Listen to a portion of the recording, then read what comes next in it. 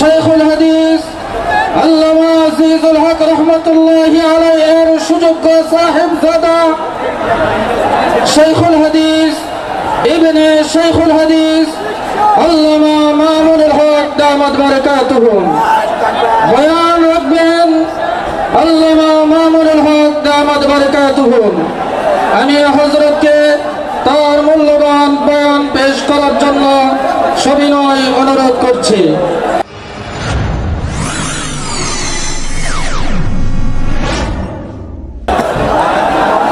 السلام عليكم ورحمة الله.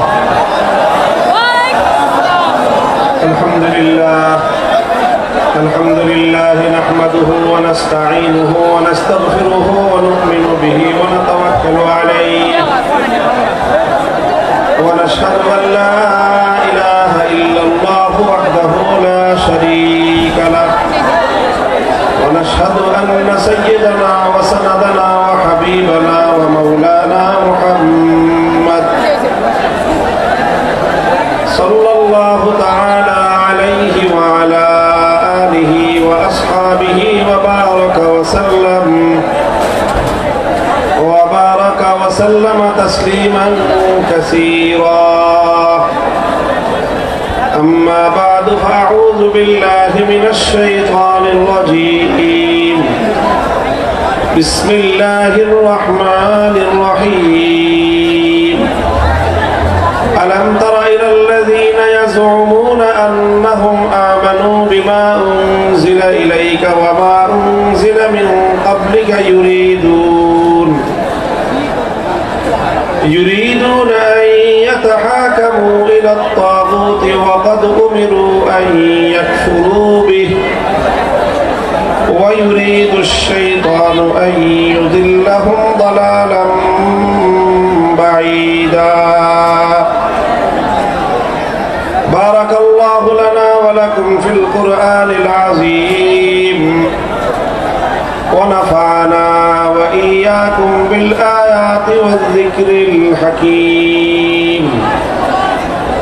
اللهم صل على محمد وعلى آل محمد كما صليت على إبراهيم وعلى آل إبراهيم إنك حميد مجيد.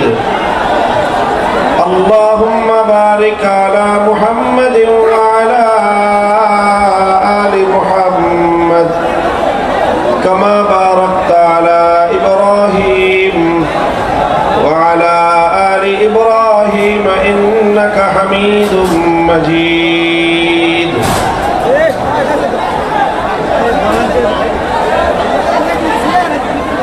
محترم হযরত সদরে জলসা বাংলাদেশের অন্যতম শীর্ষ প্রবীণ আলেমে দ্বীন জামিয়া ফয়জুর রহমানের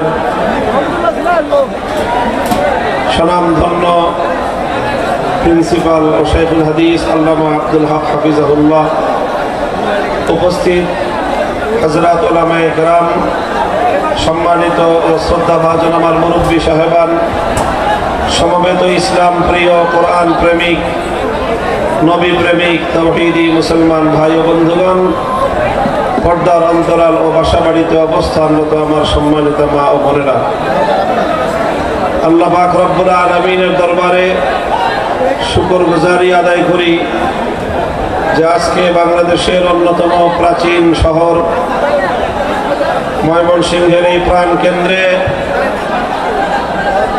জামিয়া ফয়জুর রহমানের উদ্যোগে এই বার্ষিক মাহফিলে এত অঞ্চলের বিপুল পরিমাণ ধর্মপ্রাণ মুসলমান, আলেম ওলামা, ছাত্র জনতা ও সর্বস্তরের তাওহীদি জনতার ঢল নেমেছে। এটা প্রমাণ করে যে বাংলাদেশ ইসলামের জন্য একটি উর্বর ভূমি। আমরা যদি সঠিকভাবে আমাদের এই প্রজন্মকে নেতৃত্ব দিতে পারি, আগামীর বাংলাদেশ হবে ইসলামের বাংলাদেশ। মুহতারাম হাজিরিন, আপনাদের এই মাহফিলে আমি বেশ অনেক বছর ধরেই উপস্থিত হওয়ার সৌভাগ্য লাভ করি। মধ্যখানে কয়েক বছর আপনাদের সাথে সাক্ষাৎ হয়নি অনিবার্য কারণে। সর্বশেষ যে বছর আমি আপনাদের এখানে মাহফিলে আলোচনা করেছিলাম, তখন বাংলাদেশ একটি ঈমান এবং শিরক, তাওহীদ এবং শিরকের একটি প্রশ্নে বাংলাদেশ দ্বিধা বিভক্ত ছিল। সঙ্গত কারণে আমাদের স্পষ্ট অবস্থান ছিল তাওহীদের পক্ষে, শিরকের বিরুদ্ধে। তাওহীদের মূল কথা যেরকম একত্ববাদ, শিরকের মূল কথা হলো আল্লাহ পাক রব্বুল আলামিনের যেই সকল অনন্য এবং একচ্ছত্র বৈশিষ্ট্য রয়েছে, সেই বৈশিষ্ট্যর মধ্যে আল্লাহর সঙ্গে গায়রুল্লাহকে অংশীদার সাব্যস্ত করা। সেই শিরকের পৃথিবীতে সবচেয়ে বড় প্রতীক হলো মূর্তি। পৃথিবীতে শিরকের সবচেয়ে বড় প্রতীক, আইকন হলো মূর্তি। মূর্তি সেটা যে নামেই হোক, মূর্তির মাধ্যমেই পৃথিবীতে শিরকের সূচনা। মূর্তি থেকেই এই পৃথিবীতে মানুষ শিরকের দিকে ধাবিত হয়েছে। এটা কোনো সাধারণ মানুষের কথা নয়, বরং এটা স্বয়ং আল্লাহ রাসূল সাল্লাল্লাহু আলাইহি ওয়াসাল্লামের হাদিসের ঘোষণা। এই জন্য কোনো একত্ববাদী, কোনো মুমিন, কোনো তাওহীদপন্থী মানুষ কখনো মূর্তির পক্ষ অবলম্বন করতে পারে না। এবং প্রত্যেকটা তাওহীদবাদী ঈমানদারের অবস্থান স্পষ্টভাবে মূর্তির বিপক্ষে হতে হবে। মূর্তির এই বিতর্কের সময়ে আপনাদের এই মঞ্চেই আমি বাংলাদেশে যার নেতৃত্বে মূর্তি সংস্কৃতি বাস্তবায়নের অপচেষ্টা করা হয়েছিল, তাকে সতর্কবাণী উচ্চারণ করেছিলাম। সেই সতর্কবার্তা এটা তাদেরকে বলেছিলাম কল্যাণকামিতার দৃষ্টিতে, কিন্তু তারা বিষয়টাকে ভালো চোখে না নিয়ে তারা সতর্ক হবে তো দূরের কথা, তারা শিরকের পথে অটল থেকে একত্ববাদের কথা বলার অপরাধে, মূর্তির বিরুদ্ধাচরণ করার অপরাধে আমাদের বিরুদ্ধে ঘৃণ্য ষড়যন্ত্রে লিপ্ত হয়েছিল। 4 বছর পরে আজকে কথা বলতে আমাদের কোনো দ্বিধা নেই যে আমরা এর চেয়ে কঠিন পরিস্থিতি হলেও আলহামদুলিল্লাহ কখনোই মূর্তির বিরুদ্ধে আমাদের কণ্ঠে কথা বলতে আমরা দ্বিধা করব না।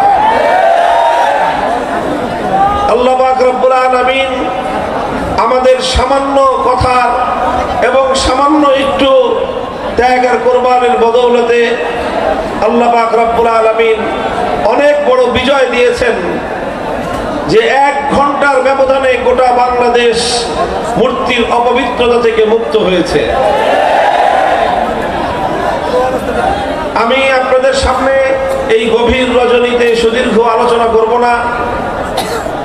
আপনারা জানেন আমার আলোচনার বিষয়বস্তু সাধারণত চলমান কিছু বিষয় হয়ে থাকে, যে বিষয়গুলোর সাথে সমাজ, রাষ্ট্র, রাজনীতি, আন্তর্জাতিক চলমান প্রেক্ষাপটের একটা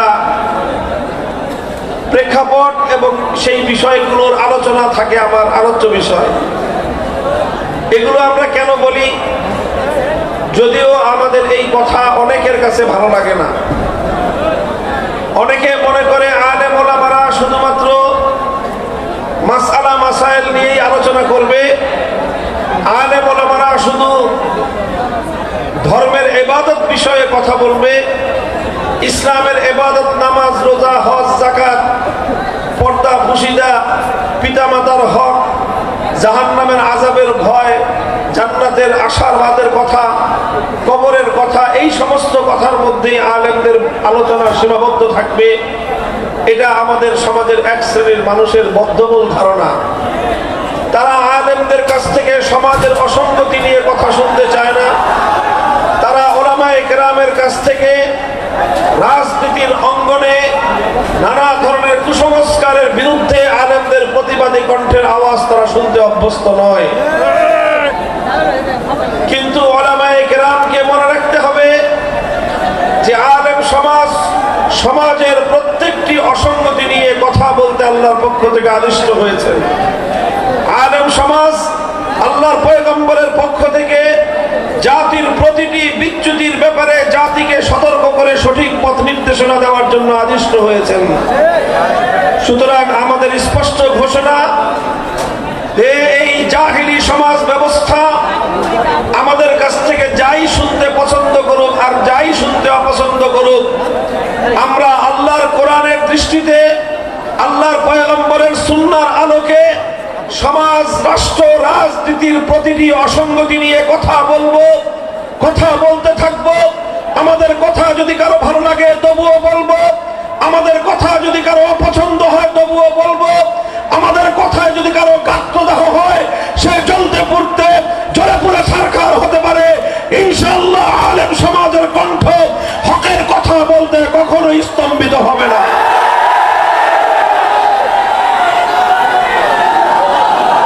মুহতারাম হাজিরিন, ঠিক এমনই একটি প্রসঙ্গ নিয়ে একটি ঐতিহাসিক প্রেক্ষাপট আলোচনা করে বর্তমান সময়ের সবচেয়ে গুরুত্বপূর্ণ জাতীয় যে ইস্যু, সেই বিষয়ে ওলামায়ে কেরামের পক্ষ থেকে প্রতিনিধিত্বশীল কিছু কথা আমি আপনাদের সম্মুখে তুলে ধরব।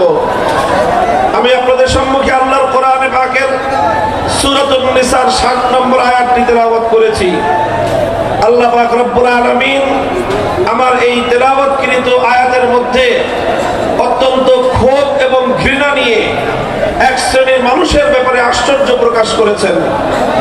আল্লাহ বলেছেন, আলাম তারা ইলাল্লাযীনা ইয়াজউমুনা আন্নাহুম আমানু বিমা উনজিলা ইলাইকা ওয়া মা উনজিলা মিন ক্বাবলিক ইউরিদুনা আন ইয়াতাহাকামু ইলা আত-তাগুতি ওয়া ক্বাদ উমিরু আন ইয়াকফুরু বিহি ওয়া ইউরিদু আশ-শাইতানু আন ইউদিল্লাহুম দালালাম বাঈদা।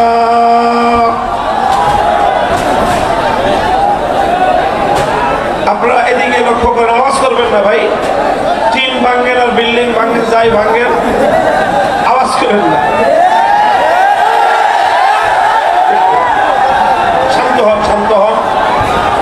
আপনারা কেউ শব্দ করবেন না ভাই, কোনো আওয়াজ করবেন না।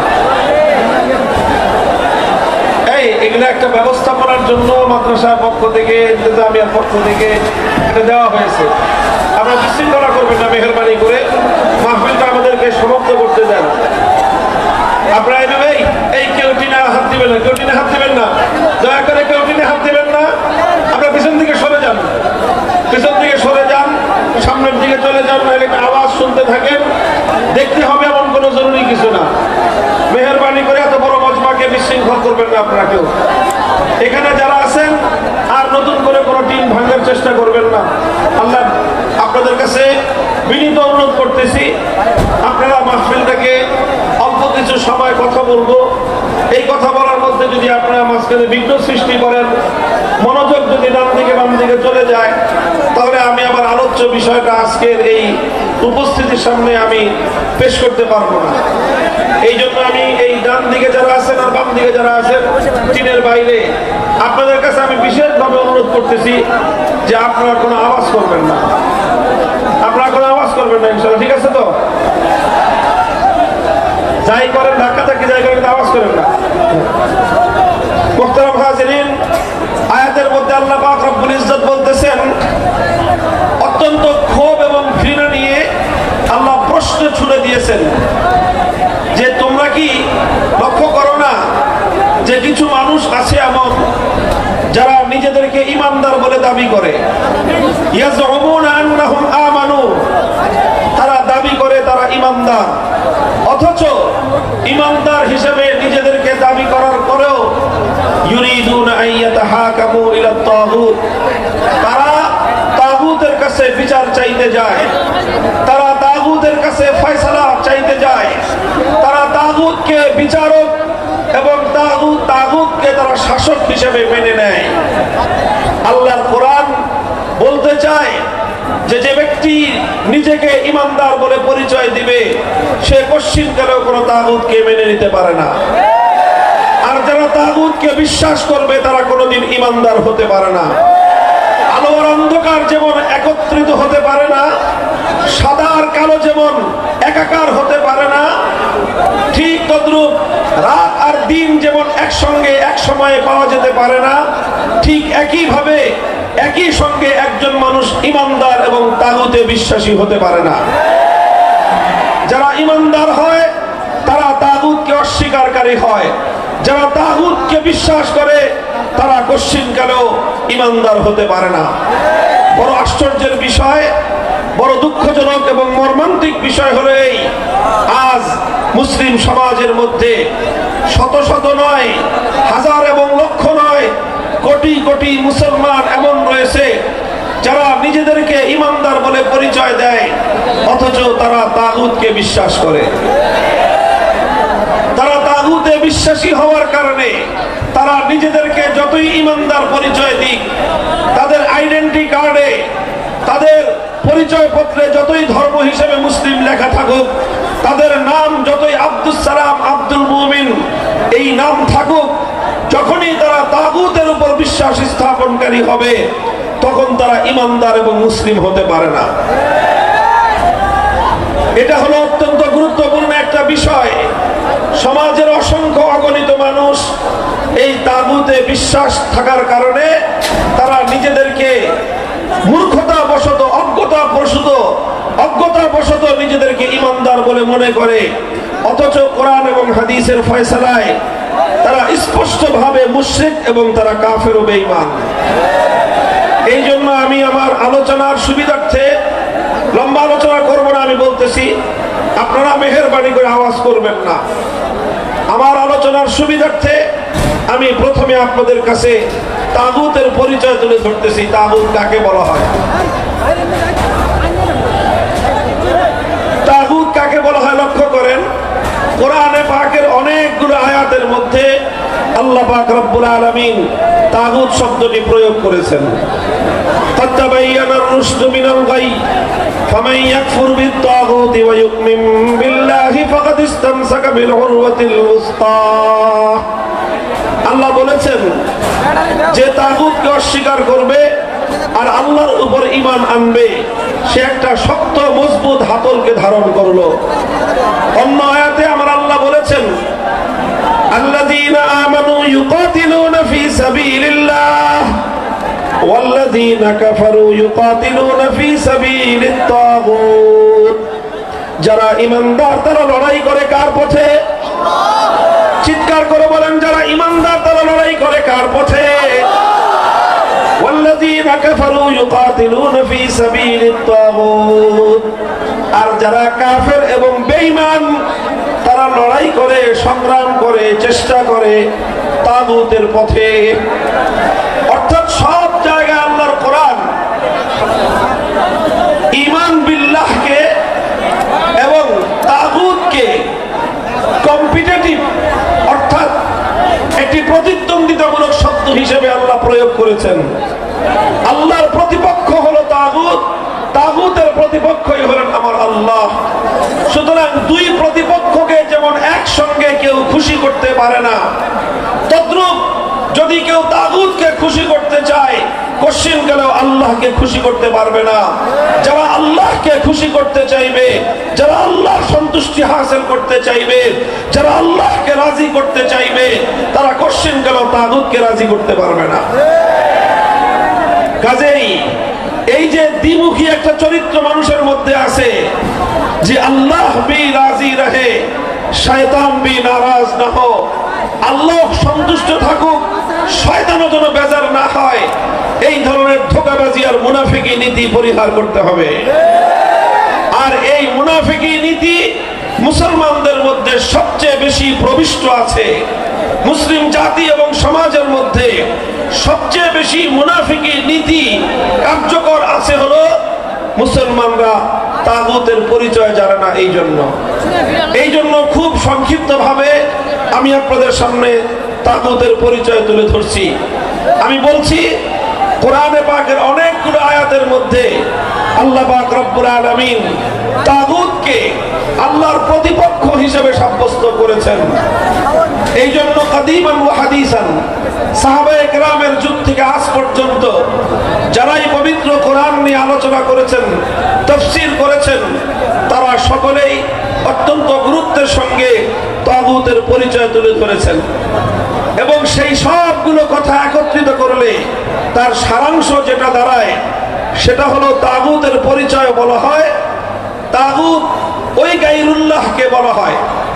গায়রুল্লাহ মানে হলো আল্লাহ ভিন্ন পৃথিবীতে যা আছে সবই কি বলেন? আপনার কথা বুঝতেছেন আমার? না শুধু স্লোগান দেওয়ার তালে আছেন? আরে ভাই স্লোগান তো দিতে হবে, আগে কথাটা বুঝে তারপরে সঙ্গে সেই কথার উপর স্লোগান আসবে। এই না বুঝে না শুনে স্লোগান দেওয়ার এই প্রবণতা, এটা আমি একেবারেই পছন্দ করি না। স্লোগান দিতে হবে, শুধু স্লোগান কেন, লড়তে হবে, মারতে হবে এবং মরতে হবে, শাহাদাতের রক্ত দিতে হবে, জীবন দিতে হবে, বিপ্লবের পথে আল্লাহর জমিনকে রক্তে রঞ্জিত করে শাহাদাতের সিঁড়ি বেয়ে কালেমার পতাকা উড়াতে হবে।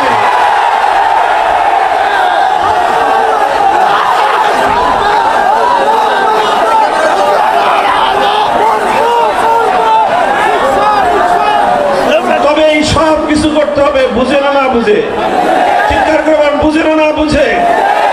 আমাদের অত্যন্ত গুরুত্বপূর্ণ মৌলিক প্রশ্ন আজ, আমার কথা বুঝেন, নবীন ওলামায়ে কেরাম ভালো করে বুঝবেন। আজকের এই সমাজের কাছে বিশেষ করে আধুনিক শিক্ষিত তরুণ প্রজন্ম, স্কুল কলেজ ইউনিভার্সিটির ছাত্ররা আজ যেই প্রসঙ্গটা খুব ভালো করে জানতে চায়, বুঝতে চায়, সেই প্রসঙ্গ হলো এই ঈমান এবং কুফরের প্রসঙ্গ, তাওহীদ এবং শিরকের প্রসঙ্গ, একত্ববাদী আল্লাহ এবং এই তাগুতের পার্থক্য প্রসঙ্গ আজকে বুঝতে চায় তারা। আর এই আবেগ, এই চেতনা তাদের মধ্যে সৃষ্টি হয়েছে বলে বাংলাদেশে 5ই আগস্টের বিপ্লব হয়েছে।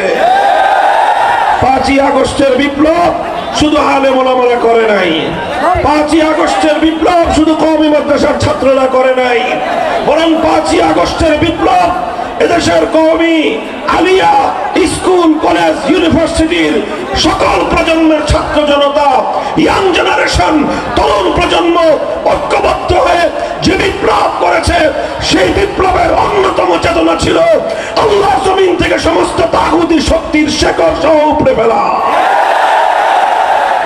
কাজেই এটা আজ গুরুত্বপূর্ণ প্রসঙ্গ, এটা বুঝতে হবে আমাদেরকে, ছাত্র জনতাকে বুঝতে হবে, তরুণ আলেমদেরকে বুঝতে হবে, জাতির কাছে এই মেসেজ পৌঁছে দিতে হবে। আমি বলছি তাগুতের পরিচয়, ডেফিনিশন, সংজ্ঞা বলছি তাগুত কাকে বলা হয়।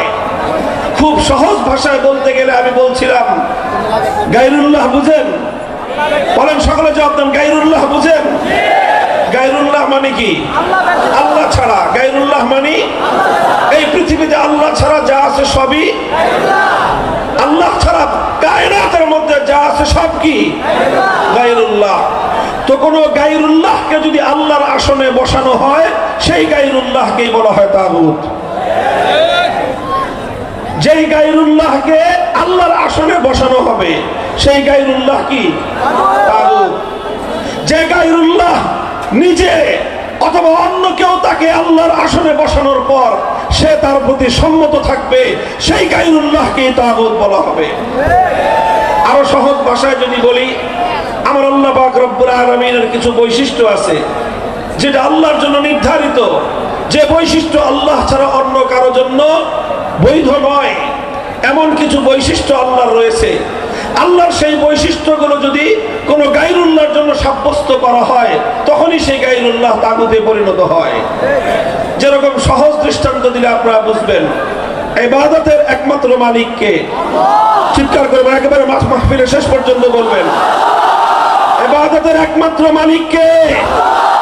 ইবাদতের একমাত্র উপযুক্ত কে?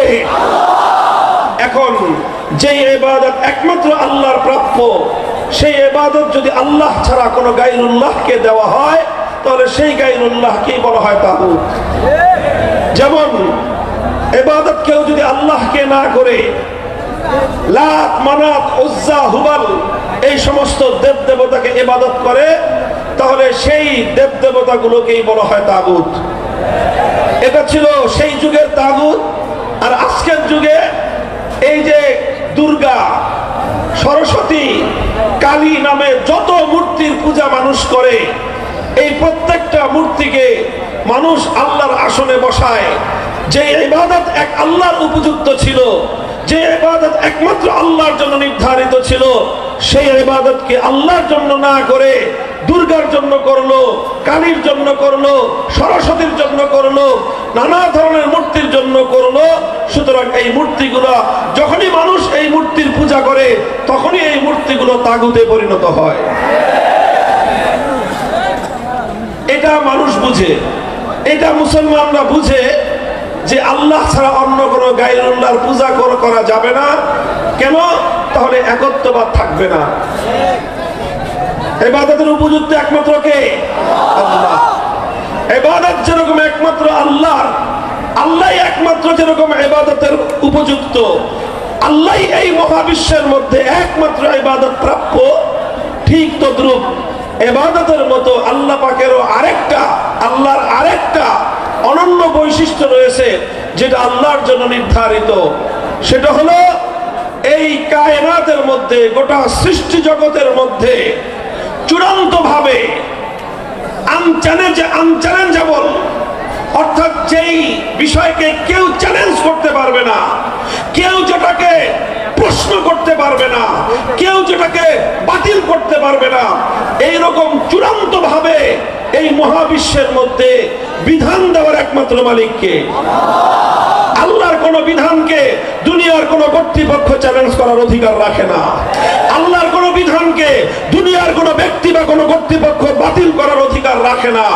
আল্লাহর কোন বিধানের ব্যাপারে দুনিয়ার কোন কর্তৃপক্ষ, দুনিয়ার কোন ব্যক্তি প্রশ্ন করবার অধিকার রাখে না। এই প্রশ্নহীন চূড়ান্ত বিধান দেওয়ার একমাত্র মালিককে, ইবাদতের একমাত্র মালিককে, বিধান দেওয়ার চূড়ান্ত ক্ষমতার মালিক একমাত্র কে? ইবাদতের মধ্যে যদি কেউ আল্লাহ ছাড়া কোনো গায়রুল্লাহর ইবাদত করে, তাহলে এটাকে বলা হয় শিরক ফিল ইবাদাহ, অর্থাৎ ইবাদতের মধ্যে শিরক করলো কেউ।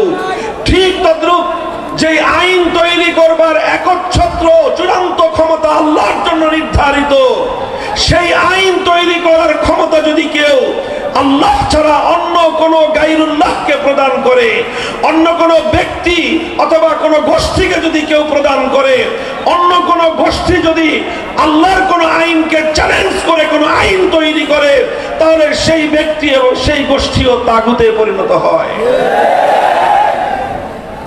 মুহতারাম হাজিরিন, আমরা তাওহীদ ফিল ইবাদাকে বিশ্বাস করি, কিন্তু তাওহীদ ফিল হাকিমিয়াহ, আইন তৈরি করার ক্ষেত্রে সার্বভৌম আইন তৈরি করবার ক্ষমতা যে একমাত্র আল্লাহর, এই বিষয়ে লক্ষ কোটি মুসলমান বিভ্রান্তিতে পড়ে থাকবার কারণে তারা স্পষ্ট শিরকে লিপ্ত হয়েও নিজেদেরকে ইমানদার বলে ভাবে।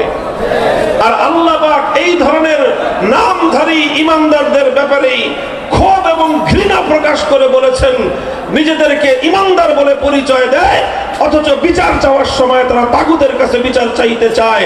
আল্লাহ বলতে চান, যারা তাগুতের কাছে বিচার চাইতে পারে তারা আল্লাহর উপর ইমানদার হতে পারে না। কথাটা বোঝা গেল? তাহলে আল্লাহর জায়গায় যদি কোনো গায়রুল্লাহর ইবাদত করা হয়, সেই গায়রুল্লাহকে কি বলা হয়? জোরে বলেন। আল্লাহর পরিবর্তে কোনো গায়রুল্লাহর যদি ইবাদত করা হয়, সেই গায়রুল্লাহকে কি বলা হবে? ঠিক তদ্রূপ আল্লাহর জায়গায় আল্লাহর কোন আইন, আল্লাহর কোন বিধানকে যদি কেউ পরিবর্তন করে, আল্লাহর বিধানকে চ্যালেঞ্জ করে, আল্লাহর বিধানকে বাতিল করে কোন ব্যক্তি, কোন গোষ্ঠী যদি কোন আইন প্রণয়ন করে, সেই ব্যক্তি এবং সেই গোষ্ঠীকে কি বলা হবে? হতে পারে সেই ব্যক্তি কোন রাষ্ট্রের রাষ্ট্রপতি, যেই রাষ্ট্রপতি আল্লাহর আইনের বিরুদ্ধে আইন করবে সেই রাষ্ট্রপতিকে বলা হয় তাগুত। যেই প্রধানমন্ত্রী আল্লাহর কোন আইনকে চ্যালেঞ্জ করবে সেই প্রধানমন্ত্রীকে বলা হয় তাগুত। যেই মন্ত্রী পরিষদ আল্লাহর আইনের বিরুদ্ধে কোন আইনকে অনুমোদন দিবে সেই মন্ত্রী পরিষদকে বলা হয় তাগুত। যেই বিচারপতি, যেই বিচারপতি, যেই বিচারালয় আল্লাহর আইনের বিরুদ্ধে কোন আইনকে অনুমোদন দিবে, বৈধতা দিবে, সেই বিচারপতি এবং বিচারালয়কে বলা হবে তাগুত। যেই সংসদ অথবা যেই আইন পরিষদ আল্লাহর আইনের বিরুদ্ধে কোন আইন পাশ করবে গোটা সেই সংসদকেই বলা হয় তাগুত।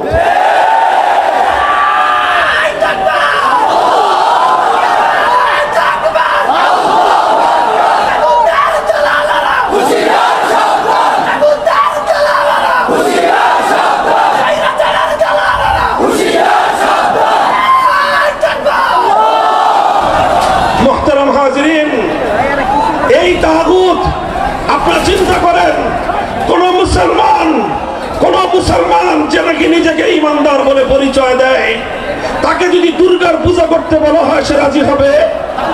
কোন ইমানদারকে যদি কালী অথবা সরস্বতী মূর্তি দেবতার পূজা করতে বলা হয় সে রাজি হবে?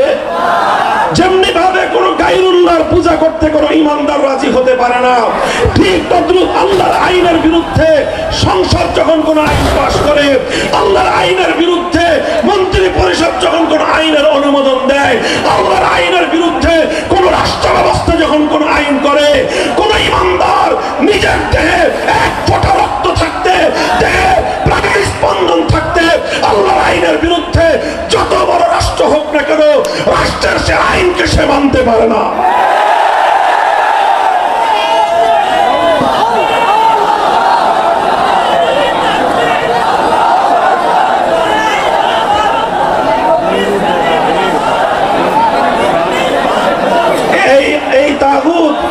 এই তাগুতি ব্যবস্থা তথা আল্লাহর এই পৃথিবীতে, আল্লাহর সৃষ্টি জগতের মধ্যে, আল্লাহর মাখলুকাতের উপর গায়রুল্লাহর আইন চাপিয়ে দেওয়া, এটাই হলো এই পৃথিবীর মানুষের উপর সবচেয়ে বড় জুলুম।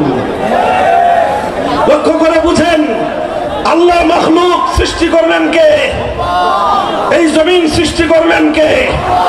এই মানুষ সৃষ্টি করলেন কে? এই মানুষকে লালন পালন করেন কে? এই মানুষের রিজিকের ব্যবস্থা করেন কে? এই মানুষের হায়াত মওতের মালিক কে? সব কিছু আল্লাহ করেন।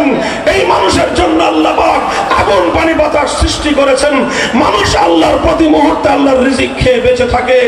অথচ আল্লাহর সৃষ্টি এই মানব জাতির উপর যখন কিছু গায়রুল্লাহ নিজেদের বানানো আইন চাপিয়ে দেয়, তারা এই মানুষের উপর কত বড় জুলুম করে খোদার কসম খেয়ে বলি, তাকাদুস সামাওয়াতু ওয়াল আরদ ইয়াতাফাত্তারু, আসমান এবং জমিন ভেঙে পড়ার চেয়েও আরো ভয়ঙ্কর বিষয় হলো মানব জাতির উপর মানুষের বানানো আইন চাপিয়ে দেওয়া।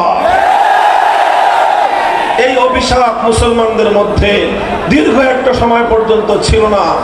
সাহাবীদের যুগে ছিল না, খেলাফতের রাশেদের যুগে ছিল না, খেলাফতে বনু উমাইয়ার যুগে ছিল না, খেলাফতে বনু আব্বাসিয়ার যুগে কোনোদিনও কোনো মুসলমান একথা কল্পনাও করতে পারত না যে মুসলিম সমাজের মধ্যে গায়রুল্লাহর কোনো আইনের দ্বারা সমাজ পরিচালিত হবে। সর্বপ্রথম এই অভিশাপ মুসলিম জাতির উপর চেপে বসলো যখন তাতারিরা মুসলমানদের জাতির উপর, তাতারিরা মুসলিম বিশ্বের উপর হামলে পড়লো। তারা আগ্রাসন শুরু করলো, মুসলমানদের খেলাফত ধ্বংস করে, মুসলমানদের খেলাফতের কেন্দ্রবিন্দু বাগদাদকে ধ্বংস করে তারা মুসলিম বিশ্বের বিপুল জায়গা দখল করে তাতারিরা ক্ষমতার মস্তক কেড়ে নিল। আর সর্বপ্রথম এই তাতারি মঙ্গোলি সম্প্রদায় মুসলিম জাতির উপর তাদের তাতারিদের নেতা কুখ্যাত ধ্বংসযজ্ঞবাজ চেঙ্গিস খানের বানানো আইন, যেটা ইতিহাসের পাতায় বলা হয় ইয়াসেক নামক চেঙ্গিস খানের বানানো আইন গ্রন্থ দিয়ে মুসলিম জাতির উপর তারা শাসন এবং আইন কার্যক্রম পরিচালনা করা শুরু করলো। এটাই ছিল ইতিহাসের আলোকে মুসলিম জাতির উপর আল্লাহর আইনের বিরুদ্ধে মানব রচিত আইনের সর্বপ্রথম প্রয়োগ। যখন এই তাতারিরা মুসলমানদের উপর চেঙ্গিস খানের বানানো আইন প্রয়োগ করলো, ওলামায়ে ওলামায়ে কেরাম সর্বশক্তি দিয়ে, মুসলিম উম্মাহ সর্বশক্তি দিয়ে এটাকে প্রতিরোধ করার চেষ্টা করলেন। গায়রুল্লাহর এই আইনকে রুখে দেওয়ার জন্য প্রতিটি জনপদ থেকে ওলামায়ে কেরাম প্রতিটি জনপদ থেকে ওলামায়ে কেরাম তারা আওয়াজ উঠালেন। প্রতিটি জনপদ থেকে ওলামায়ে কেরাম তাতারীদের বিরুদ্ধে সংগ্রাম শুরু করলেন। প্রতিটি মুসলিম জনপদ থেকে মুসলমানদের উপর চাপিয়ে দেওয়া এই অভিশপ্ত ব্যবস্থা উৎখাত করার জন্য তারা চেষ্টা করলেন। এই চেষ্টা করতে গিয়ে অনেক আলেমদেরকে শাহাদাতের রক্ত দিতে হয়েছে, জীবন দিতে হয়েছে, কারাবরণ করতে হয়েছে। শাইখুল ইসলাম ইবনে তাইমিয়া রাহমাতুল্লাহি আলাইহি ৬ বার তিনি কারাবরণ করেছেন। কারা প্রকোষ্ঠে জীবনের দীর্ঘ সময় তিনি অতিক্রম করে দিয়েছেন, কিন্তু গায়রুল্লাহর আইন, আল্লাহর আইনের পরিবর্তে মুসলিম জাতির উপর চাপিয়ে দেওয়াকে তিনি মেনে নিতে পারেন নাই। ওলামায়ে কেরামের এই সংগ্রাম, তাদের এই ত্যাগ আর কোরবানির বিনিময়ে এক সময় আল্লাহ পাক রব্বুল আলামিন মুসলমানদের উপর থেকে এই অভিশাপকে তুলে নিলেন। তাতারীরা ব্যাপকভাবে পরাস্ত হলো, বিভিন্ন যুদ্ধে তাতারীদের পরাজয় ঘটলো, আর অনেক তাতারীরা ইসলাম গ্রহণ করে ইসলামের সুশীতল ছায়ায় চলে আসলো এবং একটা পর্যায়ে গিয়ে খেলাফতে ওসমানিয়া প্রতিষ্ঠিত হলো। একদিকে নামকাওয়াস্তে খেলাফতে বনু আব্বাসিয়া, আরেকদিকে খেলাফতে ওসমানিয়া চলতে থাকলো এবং আবার মুসলমানদের দেশে, মুসলিম সমাজে আল্লাহর আইনের দ্বারা জাতি শাসিত হওয়ার সেই সোনালী যুগ আবার ফিরে এলো। এভাবেই চলতে চলতে চলতে চলতে 1757 সালে এই ভারতবর্ষকে দখল করলো ইংরেজ সাম্রাজ্যবাদ, ব্রিটিশ সাম্রাজ্যবাদ আমাদের ভারতবর্ষ দখল করলো। ওদিকে ফ্রান্স সাম্রাজ্যবাদ আফ্রিকার বিভিন্ন মুসলিম অঞ্চলগুলোকে দখল করলো। ইতালি বিশাল মুসলিম এলাকা দখল করে নিল।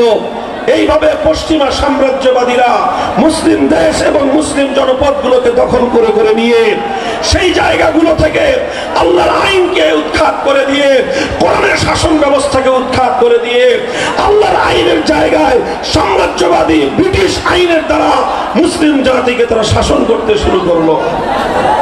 এই অভিশাপ শুরু হলো আমাদের এই পাক ভারত উপমহাদেশে 1757 সালের পরে।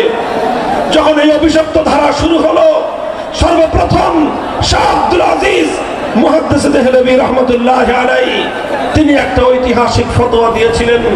সেই ফতোয়া হলো এই যে ভারতবর্ষে সংখ্যার দিক থেকে মুসলমান যতই হোক না কেন, সংখ্যার দিক থেকে মুসলমান যতই হোক, মুসলমানদের দেশ হওয়া, মুসলিম দেশ হওয়া, ইসলামী দেশ হওয়ার জন্য সংখ্যায় মুসলমান বেশি প্রয়োজন নয়। আর সংখ্যায় মুসলমান যতই থাকুক, একটি দেশ তখনই ইসলামী দেশ থাকে যখন সেই দেশের শাসনতন্ত্র হয় কোরআনী শাসন, যখন সেই দেশের আইন হয় আল্লাহর আইন। সর্বপ্রথম যখন ব্রিটিশ সাম্রাজ্যবাদীরা মুসলমানদের এই ভারতবর্ষকে দখল করে আল্লাহর আইনের পরিবর্তে ব্রিটিশদের প্রবর্তিত আইন দ্বারা চালু করলো, শাহ আব্দুল আজিজ রহমতুল্লাহি আলাইহি ফতোয়া জারি করলেন, এই দেশ এখন কোটি কোটি মুসলমান থাকতে পারে, কিন্তু এই দেশ আর ইসলামী দেশ নাই।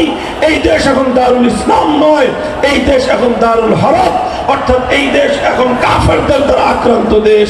কারণ এই দেশে মুসলমান থাকতে পারে, মুসলমানরা নিরাপদ থাকতে পারে, কিন্তু এদেশে ইসলাম নিরাপদ নাই, এদেশে ইসলামের আইন নিরাপদ নাই। যে দেশে ইসলামের আইন নিরাপদ নাই সেই দেশ দারুল হরব। সেই হিসেবে এই দারুল হরবকে আবার দারুল ইসলামে ফিরিয়ে আনা আর এজন্য লড়াই করা, জিহাদ করা, সংগ্রাম করা প্রত্যেক মুসলমানের জন্য ফরজ। এই ফতোয়া জারি করার পর মুসলমানরা আবার আল্লাহর আইন ফিরিয়ে আনার জন্য সংগ্রাম শুরু করলেন, লড়াই শুরু করলেন। লড়াই আর সংগ্রাম চলতে চলতে 1831 সালে বালাকোটে সৈয়দ আহমদ শহীদ রহমতুল্লাহি আলাইহি ইংরেজদের বিরুদ্ধে লড়াই করলেন। উদ্দেশ্য ছিল একটাই, আবার আল্লাহর জমিনে আল্লাহর আইন ফিরিয়ে আনা। সেই বালাকোটে সৈয়দ আহমদ রহমতুল্লাহি আলাইহি শাহাদাত বরণ করলেন। আবার মুসলমানরা নতুন করে লড়াই শুরু করলো, প্রস্তুতি শুরু করলো। আবার 1857 সাল এলো। 1857 সালে হাজী আমদাদুল্লাহ মুহাজির মক্কি রহমতুল্লাহি আলাইহি আল্লাহর জমিনে আল্লাহর আইন বাস্তবায়নের জন্য খেলাফতের ঘোষণা দিলেন এবং তিনি আমিরুল মুমিনিন হিসেবে মুসলমানদের উপর আল্লাহর আইন প্রয়োগ করার ঘোষণা দিলেন। মুহতারাম হাজিরিন, দুর্ভাগ্যজনক আমরা আজকে হাজী ইমদাদুল্লাহ মুহাজির মক্কি রহমতুল্লাহ আলাইকে শুধুমাত্র সাইয়্যিদুত তায়েফা সকল পীরদের পীর হিসেবে আমরা পরিচয় দিয়ে থাকি। হাজী ইমদাদুল্লাহ মুহাজির মক্কি রহমতুল্লাহ আলাই যেমনি ভাবে সকলের পীর ছিলেন, রশিদ আহমদ গঙ্গুহির পীর ছিলেন, কাসেম নানুতুবি রহমতুল্লাহ আলাইহির পীর ছিলেন, শাইখুল হিন্দের পীর ছিলেন, শাহ আশরাফ থানভী রহমতুল্লাহ আলাইহির পীর ছিলেন।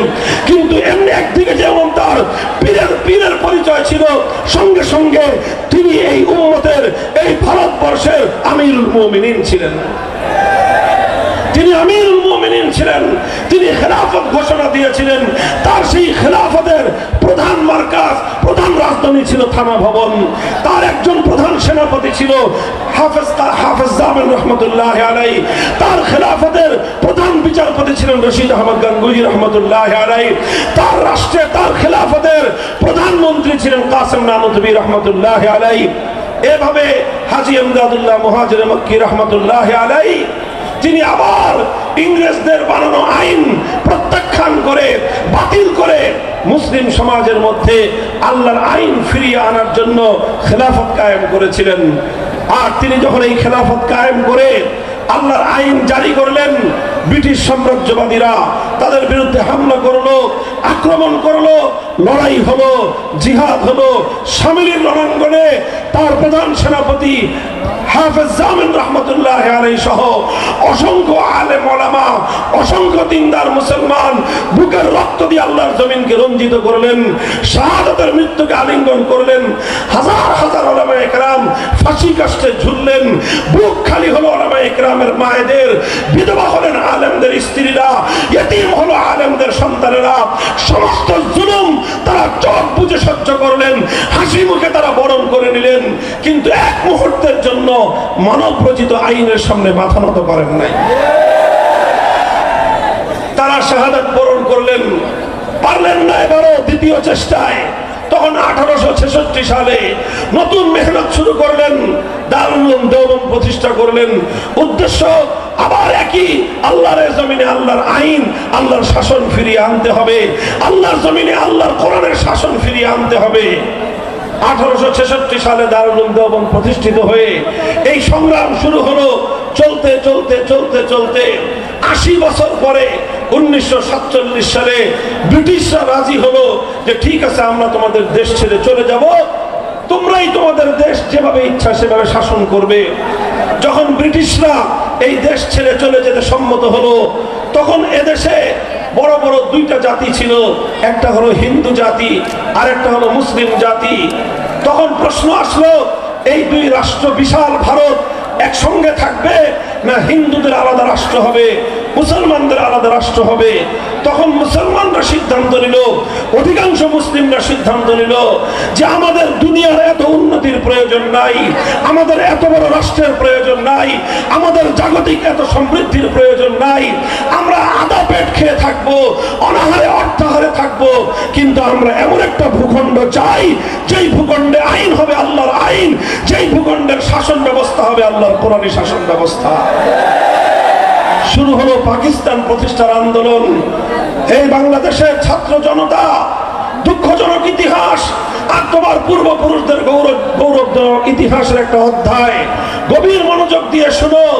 আল্লাহর জমিনে আল্লাহর কোরআনী শাসন ব্যবস্থা কায়েম করার জন্য এই গোটা ভারতবর্ষে সবচেয়ে বেশি ত্যাগ আর কোরবানি, সবচেয়ে বেশি আত্মত্যাগ, সবচেয়ে বেশি রক্ত যেই জনপদের মানুষ দিয়েছে, সেটা পশ্চিম পাকিস্তানের মানুষ না, সেটা রাওয়ালপিন্ডির মানুষ না, সেটা করাচি আর লাহোরের মানুষ না, সেটা খাইবার পখতুনখোয়া আর সেই বেলুচিস্তানের মানুষ না।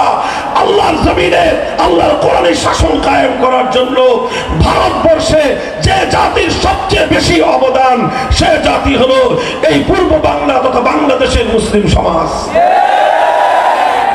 অত্যন্ত গৌরবজনক ইতিহাস আমাদের পূর্বপুরুষদের ইতিহাস।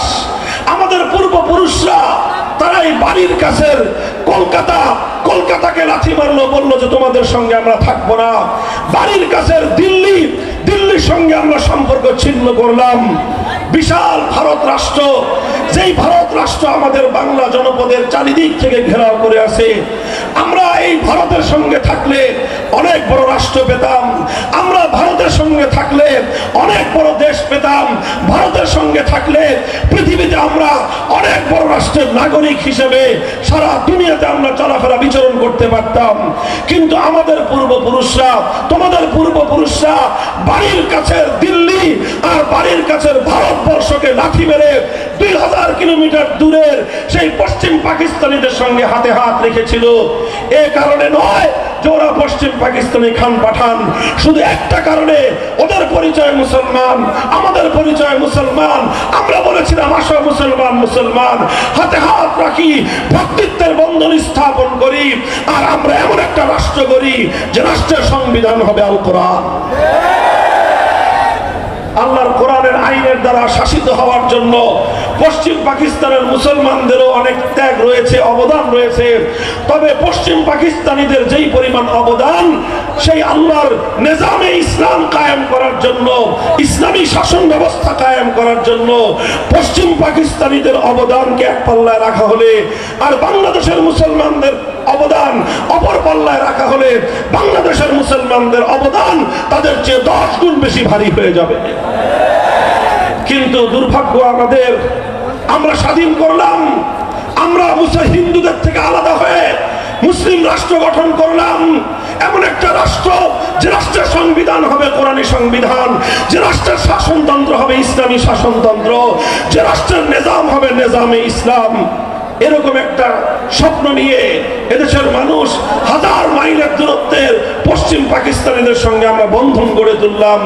কিন্তু দুর্ভাগ্য, পশ্চিম পাকিস্তানিরা আমাদের 1947 সালের 15ই আগস্টের স্বাধীনতা অর্জন হওয়ার পর থেকেই ওরা আমাদের সঙ্গে বিমাতাসুলভ আচরণ শুরু করলো, বিশ্বাসঘাতকতা শুরু করলো, গাদ্দারি করা শুরু করলো। আমাদের আলেম সমাজ বারবার তাদেরকে বলল, অঙ্গীকার পুরা করো, জাতির সঙ্গে যে ওয়াদা করে পাকিস্তান গঠন করেছিলে, মুসলমানদের জন্য একটা ভূমি হবে, ভূখণ্ড হবে, একটা দেশ হবে, যেই দেশের শাসনতন্ত্র হবে ইসলামী শাসনতন্ত্র, যেই দেশের আইন হবে আল্লাহর কোরআনের আইন, সেই অঙ্গীকার তোমরা পূরণ করো। পশ্চিম পাকিস্তানি রাষ্ট্রনায়করা বলতো হুজুরদেরকে যে হুজুর আর কয়েকটা দিন সবুর করেন। কেন সবুর করব? তারা বলতো যে রাষ্ট্রটা এখনো শিশু রাষ্ট্র, তো এখনো শিশু রাষ্ট্র হওয়ার কারণে এখন যদি আমরা এই রাষ্ট্রের মুসলমানি করাই তাহলে এই রাষ্ট্রটা টিকবে না। বুঝেন না এই কথা? আরে পোলাপানদের মুসলমানি করায় না, একটু বড় হয়নি। ওই পশ্চিম পাকিস্তানি শাসকরা আমাদের আলেম ওলামারা যখনই দাবি তুলতো যে রাষ্ট্রে মুসলমান বানাও না কেন, কয় হুজুর এই রাষ্ট্রটা শিশু, তো আরেকটু বড় হোক, এরপরে এই রাষ্ট্রকে মুসলমান বানাবো, রাষ্ট্রের মুসলমানি করায় কোরআনী শাসন আমরা কায়েম করব। এই করতে করতে 10 বছর যায়, 15 বছর যায়, 20 বছর যায়। হুজুররা যখনই বলে তখনই তারা বলে যে হুজুর এটা এখনো শিশু রাষ্ট্র, এখনই যদি আমরা এখানে ইসলাম কায়েম করি আমেরিকার সাহায্য পাওয়া যাবে না, ইউরোপ আমাদের থেকে মুখ ফিরিয়ে নেবে, আমরা তখন পৃথিবীতে মাথা উঁচু করে দাঁড়াতে পারবো না।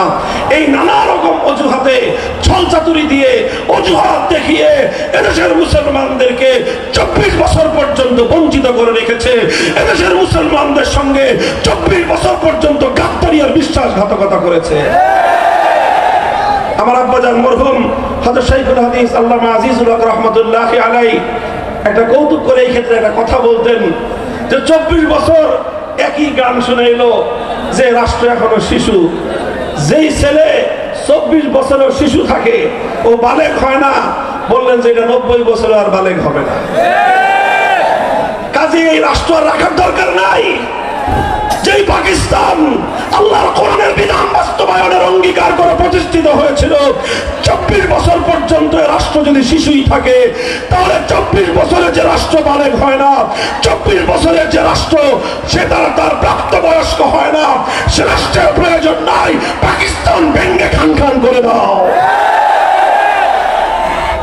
যখন এইভাবে আলেম সমাজ পাকিস্তানের প্রতি তাদের অনাস্থা জ্ঞাপন করলেন, মুসলমানরা 24 বছর পর্যন্ত কোরআনী সংবিধান চেয়েছে, বারবার মুসলমানদের হৃদয়ে ক্ষোভ পুঞ্জীভূত হতে থাকলো। এই সময়ে 1970 সালে এই বঙ্গ জনপদের একজন লিডার, একজন নেতা, তিনি জাতিকে আশ্বস্ত করার জন্য একটা ঘোষণা দিলেন।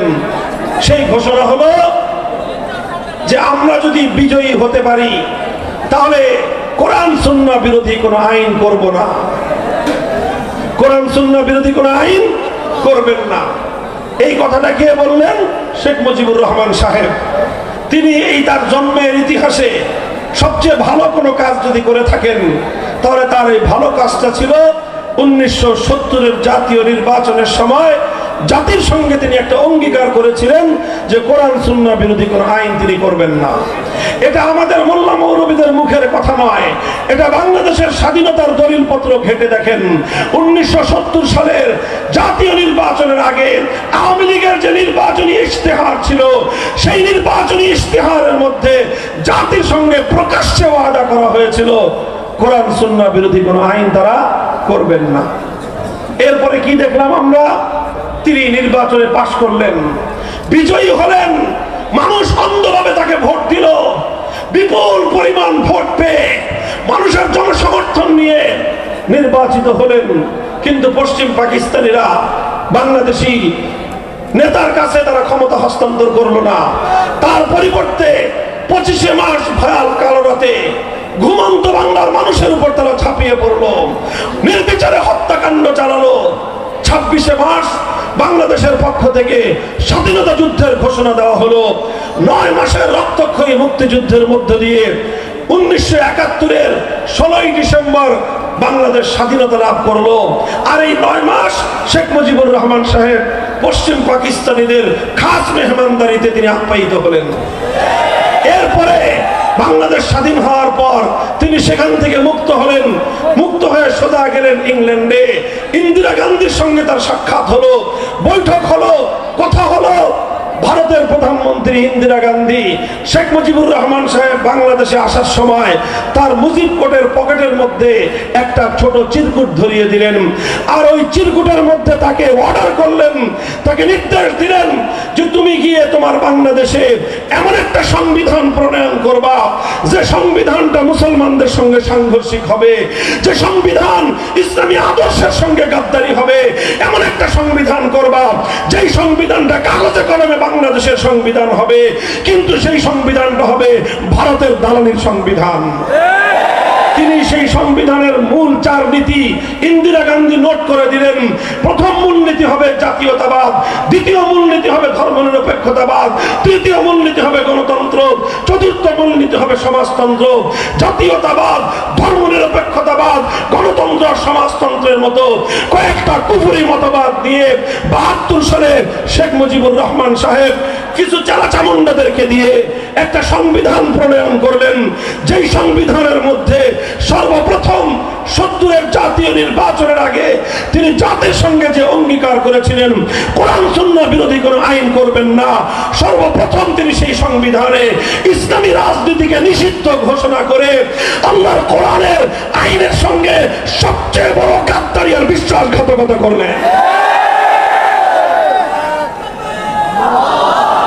যারা শেখ মুজিবুর রহমান সাহেবের আদর্শের রাজনীতি করতেন বা করেন, আমি জানি আমার এই কথা আপনাদের গায়ের মধ্যে অ্যালার্জির চুলকানির উপদ্রব করতে পারে।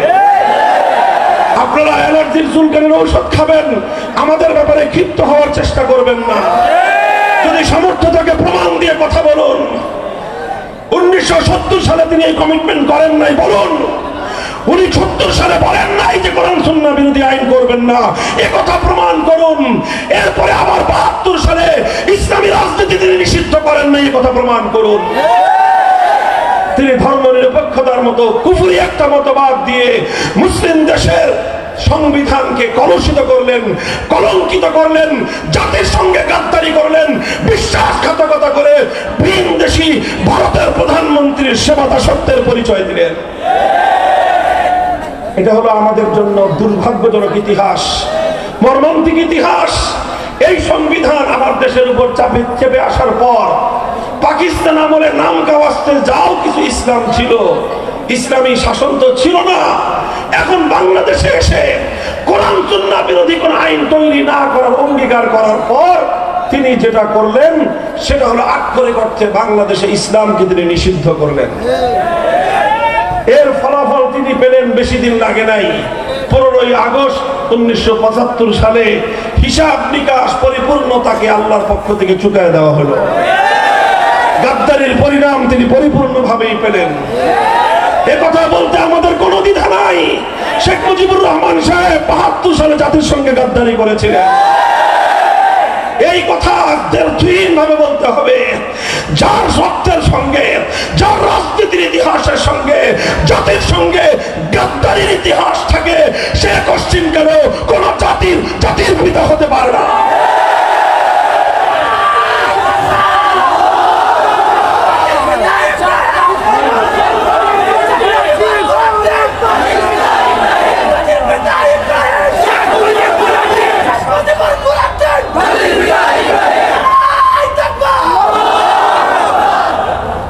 মোহতারাম হাজিরিন, আমি এই দীর্ঘ আলোচনাকে সংক্ষিপ্ত করে সার নির্যাস আপনাদের সামনে বর্ণনা করতেছি, কারণ আমি কারেন্ট ইস্যু, বর্তমান আমার সমাজ, এই রাষ্ট্রের সবচেয়ে গুরুত্বপূর্ণ ইস্যুকে আমি আপনাদের পক্ষ থেকে, আলেম সমাজের পক্ষ থেকে জাতির সামনে উপস্থাপন করতে চাই।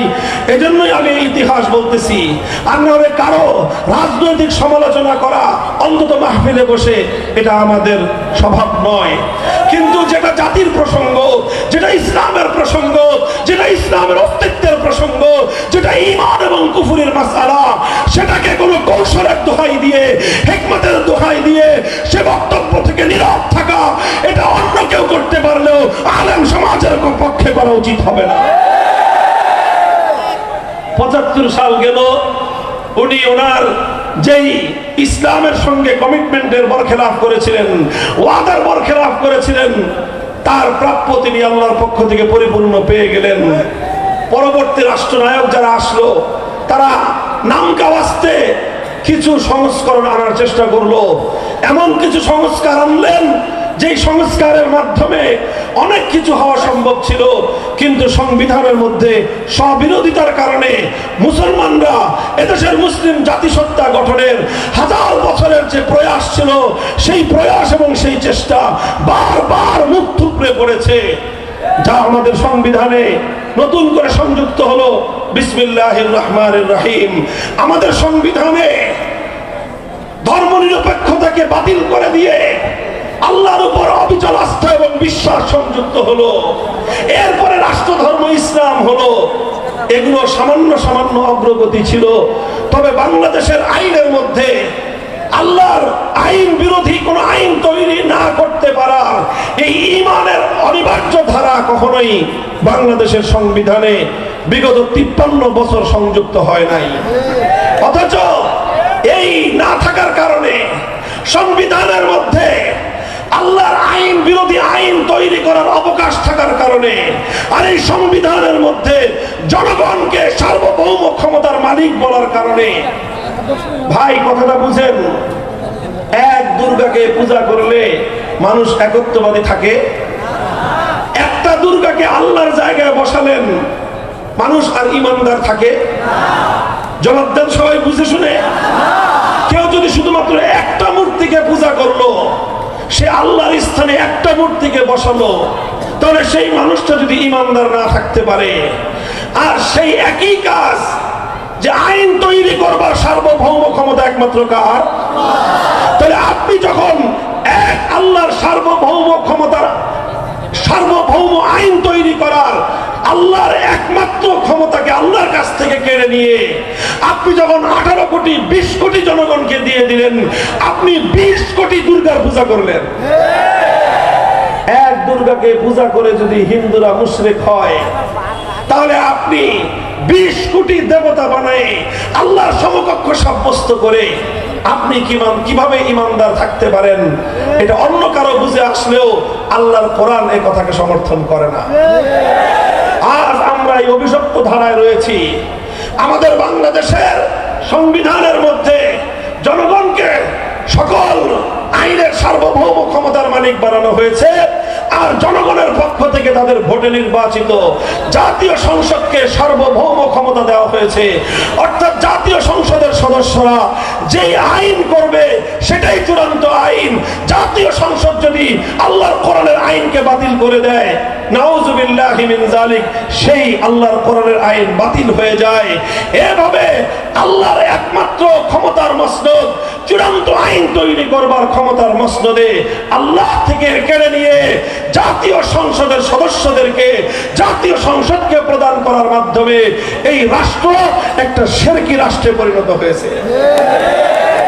আর এর অভিশাপ প্রতিটা মুসলমানকেই বহন করতে হয়।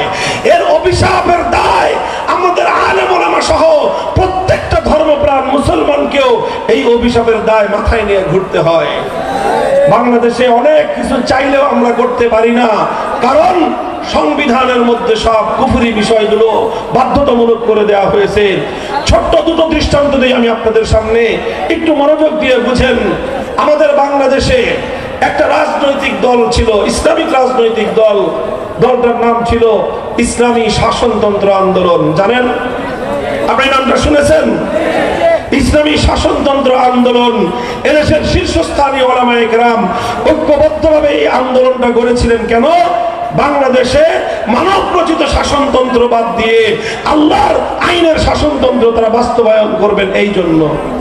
কিন্তু যখন এই 111 সরকার রাজনৈতিক দলগুলোকে রাজনীতি করার জন্য নির্বাচন কমিশনের নিবন্ধন বাধ্যতামূলক করে দিল, তখন ইসলামী শাসনতন্ত্রের তৎকালীন দায়িত্বশীল যারা ছিলেন তারা ইসলামী শাসনতন্ত্র নামে নিবন্ধন পাওয়ার জন্য আবেদন করলেন নির্বাচন কমিশনের কাছে। নির্বাচন কমিশন বলল যে বাংলাদেশ হলো কুফরি শাসনতন্ত্র, আপনারা ইসলামী শাসনতন্ত্র চাইলে এদেশে রাজনীতি করতে পারবেন না। তাহলে কি করা যায়? ইসলামী শাসনতন্ত্র দাবি করা যাবে না, এই নাম নিষিদ্ধ। সুতরাং আপনাদেরকে শাসনতন্ত্র শব্দ বাদ দিয়ে তারপরে অনুমোদন নিতে হবে। বাধ্য হয়ে বেচারারা সেটাই করলেন। ইসলামী শাসনতন্ত্র থেকে শাসনতন্ত্র নাম বাদ দিয়ে ইসলামী আন্দোলন নামেই তাদেরকে নিবন্ধন নিতে হয়েছে। এটা আমাদের হৃদয় রক্তক্ষরণের ইতিহাস। আমি জানি না আপনাদের হৃদয় রক্তক্ষরণ হয় কিনা, কিন্তু আমি যখন বিবেচনা করি, হায় এই দেশ, এদেশ থেকে শাহজালাল এজন্য গৌরগোবিন্দকে বিতাড়িত করেছিলেন। এই সেই দেশ যেই দেশের জন্য হাজী শরীয়তুল্লাহ ফরজি আন্দোলন করেছিলেন, বাংলার মানুষ যেন ফরজ বিধান পালন করতে পারে। আর আজ হাজী শরীয়তুল্লাহ রক্তের উপর দাঁড়িয়ে স্বাধীন দেশে ইসলামী শাসনতন্ত্র শব্দটাও আমাদের উচ্চারণ করার অধিকার নাই। এই বুঝি মুসলমানদের দেশ? এর চেয়েও মর্মান্তিক দুঃখজনক ঘটনা হলো আরেকটা রাজনৈতিক সংগঠন, নাম হলো বাংলাদেশ জামায়াতে ইসলামী। নাম শুনেছেন? ভাই, তাদের সঙ্গে আমাদের আলেম ওলামাদের, কওমি ওলামাদের অনেকগুলো মৌলিক বড় বড় মতপার্থক্য আছে। মতপার্থক্যগুলো তার আপন জায়গায়। সেই মতপার্থক্য আমাদের সাথে তাদের এখনো নিরসন হয় নাই, মীমাংসা হয় নাই। আমরা তাদের সেই সকল মতপার্থক্যপূর্ণ মতবাদগুলো আমরা মেনে নেই নাই। এজন্যই তাদের সঙ্গে আমাদের কিছু মতবিরোধ রয়ে গেছে। সেটা ভিন্ন চ্যাপ্টার, ভিন্ন আলোচ্য বিষয়। কিন্তু আপনারা জানেন, একটা সময়ে বাংলাদেশের সর্বোচ্চ আদালত হাইকোর্ট থেকে বাংলাদেশ জামাতে ইসলামীর নিবন্ধন বাতিল করে দিয়েছিল। জানেন কেন বাতিল করেছিল? এটা কি জানেন কেন বাতিল করেছিল? 1971 সালে তাদের ভূমিকা বিতর্কিত ছিল এই জন্য না। কেন বাতিল করেছিল? তারা আম্বিয়ায়ে কেরামকে মাসুম মানে না, সাহাবায়ে কেরামকে মেয়ারে হক মানে না, এই জন্য না, এইসব কারণে নয়। জামাতে ইসলামের নিবন্ধন বাতিল করেছিল কারণ তাদের সংবিধানের মধ্যে একটা মৌলিক ভালো কথা ছিল। সেই ভালো কথাটা হলো সংবিধানের মধ্যে তাদের আল্লাহর সার্বভৌমত্বের কথা বলা হয়েছিল। অর্থাৎ আইন তৈরি করবার চূড়ান্ত ক্ষমতা একমাত্র কার? আরে ভাই, ইসলামী রাজনীতির মূল কথাই তো এটা। যারা ইসলামী রাজনীতি করে, চাই সেটা সালাফিরা করুক, চাই সেটা আহলে হাদিসরা করুক, চাই সেটা হানাফিরা করুক, চাই সেটা বেরলভীরা করুক, চাই সেটা সুন্নিরা করুক, যারাই করুক, সকল ইসলামী রাজনীতির মূল কথা হলো আইন চলবে কার? এই শুধুমাত্র শুধুমাত্র আল্লাহর সার্বভৌমত্বের কথা কেন বলা হলো?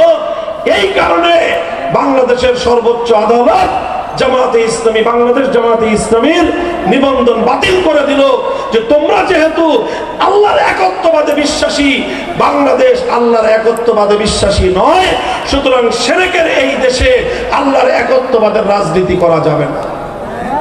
ও মুসলমান, আরামে ঘুমাও, তোমরা আরামে ঘুমাও। আর তোমার দেশের সর্বোচ্চ আদালত আল্লাহর সফরেন্টি, আল্লাহ পাকের সার্বভৌম ক্ষমতাকে তোমার রাষ্ট্রে নিষিদ্ধ ঘোষণা করে সেই রাষ্ট্রে তুমি শান্তিতে বিচরণ করো, তোমার হৃদয়ে এতটুকু রক্তক্ষরণ হয় না, তাহলে তোমার ঈমানের দুর্বলতা ছাড়া এটা আর কিছুই হতে পারে না। মুহতারাম হাজিরিন, সংবিধানের মধ্যে আল্লাহর আইন বিরোধী ধারাগুলো থাকবার কারণে আমাদের অনেক আলেম ওলামা বিভিন্ন সময়ে রাজনৈতিক কারণে ইসলামের বৃহত্তর কল্যাণের চিন্তায় ওনারা নির্বাচন করে সংসদ সদস্য নির্বাচিত হন, অনেক সময় তারা মন্ত্রী হন, কিন্তু মন্ত্রী হলেও সংসদ সদস্য হলেও এই কুফরি সংবিধানের কারণে বাধ্যতামূলক ভাবেই তাদেরকে ইসলাম বিরোধী অনেক কার্যকলাপের সঙ্গে জড়িয়ে পড়তে হয়, এমন শপথ গ্রহণ করতে হয়। সংবিধানের রক্ষা করার জন্য সংসদ সদস্যদেরকে যে শপথ গ্রহণ করতে হয়, সেই শপথ স্বাভাবিক অবস্থায় কোনো মুসলমানের জন্য গ্রহণ করা বৈধ ছিল না। শুধুমাত্র সংসদ সদস্য পদ টিকিয়ে রাখার খাতিরে তাবিল করে কোন রকম ব্যাখ্যা ট্যাখ্যা করে এটাকে বৈধতা বলা হয়, কিন্তু প্রকৃত অর্থে আসলে এটা বৈধ নয়।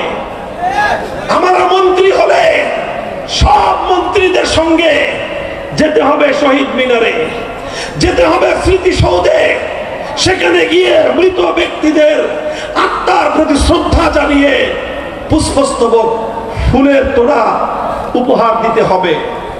ওলামায়ে কেরামকে জিজ্ঞাসা করেন, চার মাযহাবের আলেমদেরকে জিজ্ঞাসা করেন, আল্লাহর পয়গম্বরের সহিহ হাদিসগুলো কি বলে? কোনোভাবে কোন মৃত ব্যক্তির জন্য এইরকম কোন স্মৃতিসৌধ নির্মাণ করা ইসলামের মধ্যে বৈধ নাই, এরকম বেদি তৈরি করা বৈধ নাই। আবার সেই বেদির মধ্যে ফুলের তোড়া উপহার দেওয়া মৃত ব্যক্তির জন্য ইসলামের শরীয়তের মধ্যে এটা বৈধ নাই। এরকম অসংখ্য অগণিত ইসলাম বিরোধী কার্যকলাপ আমাদের করতে হয়, কারণ ওই সংবিধানের মধ্যে ভূত বসে আছে, শিরকের ভূত। সংবিধানের মধ্যে বসে আছে শিরকের ভূত। ও মুসলমান, আজ আমি তোমাদের সামনে এই আলোচনাটা কেন উত্থাপন করলাম? কারণ এখন বাংলাদেশের সবচেয়ে গুরুত্বপূর্ণ ইস্যু হলো সংবিধান সংস্কার। এই সংস্কারের জায়গায় নানা জনে নানা কথা বলতেছে। আমাদের লোকজন টেবিলে গিয়ে ফাইলপত্র নিয়ে অনেক ভালো ভালো কথা জমা দিয়ে আসছে, কিন্তু আমাদের অভিজ্ঞতা হলো এই ফাইলপত্র লিখে দিলে, সুন্দর সুন্দর কাগজে সুন্দর সুন্দর কথা লিখে দিলে এই সকল লোকদের কানের মধ্যে আওয়াজ যায় না। এই জন্য আমরা স্পষ্ট ভাষায় আমাদের বক্তব্য পরিষ্কার করে তুলছি। এই যে 5ই আগস্টের বিপ্লবোত্তর এই বিপ্লবী বাংলাদেশে যে সংবিধান হবে, সেই সংবিধানের এমন ধারা সংযুক্ত থাকতে হবে, কোরআন সুন্নাহ বিরোধী যে কোনো আইন, যে কোনো ধারা, যে কোনো নীতিমালা বাংলাদেশে বাতিল এবং কার্যকর বলে গণ্য হবে। এই ধারা সংযুক্ত করতে হবে। আর জাতির পিতার প্রশ্নের স্থায়ী সমাধান করতে হবে। আমরা বিতর্কিত এক ব্যক্তিকে যেরকম জাতির পিতা মানি না, ঠিক আবার অনেকে আমেরিকান মডেলে 14টা পিতা জাতির কান্দে বসায় দেওয়ার ধান্দা করতেছে। আমরা এক বাপও মানি না, এই বিতর্কিত বাপ। আর এই বহু বাপের জাতি হওয়ার এই থিওরিকেও বাংলাদেশের মানুষ এটাকে অ্যাকসেপ্ট করবে না। আমাদের কথা হলো এই বিতর্কের কোনো প্রয়োজন নাই। আমরা মুসলিম জাতি হিসেবেই সেই 1905 সালে পূর্ব পূর্ববঙ্গ আলাদা হয়েছিলাম পশ্চিমবঙ্গ থেকে। আমরা মুসলিম জাতিসত্তার ভিত্তিতেই 1947 সালে ভারতকে তালাক দিয়েছিলাম। আমরা কোরআন সুন্নাহর আইন তৈরি করার জন্যই 1971 সালে পশ্চিম পাকিস্তানের থেকে আমরা স্বাধীনতা অর্জন করেছিলাম।